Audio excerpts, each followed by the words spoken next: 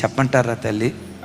23 సంవత్సరాల సేవలో ప్రారంభంలో మనుషుల మీద నమ్మకం పెట్టుకున్నాను, కానీ యేసయ్యను రుచి చూసిన తర్వాత, మనుషుల పరిస్థితి అర్థమైన తర్వాత, యేసు మీద తప్ప ఏ నరమాత్రుని మీద నమ్మకం పెట్టుకోవటం ఆపేశాను.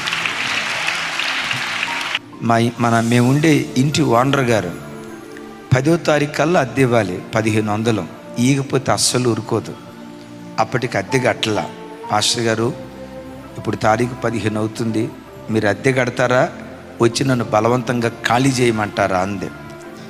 రేపు ఆదివారం ఆరాధన ఉంది, వచ్చే ప్రజల్లో ఎవరో ఒకళ్ళు కానుకీకిపోతారా, దేవుడు ఎవరినో ఒకళ్ళని రేపకపోతాడా, ఆ డబ్బుతో 1500 రూపాయలు అద్దె ఇగిపోతానా అని రేపు ఆదివారం ఇస్తానమ్మా అన్నాను. ఆదివారం ఆరాధన జరుగుతుంది. అందరూ ఆత్మపూర్ణులై చప్పట్లు కొడతా, డ్రమ్ము కొడతా, డోలకు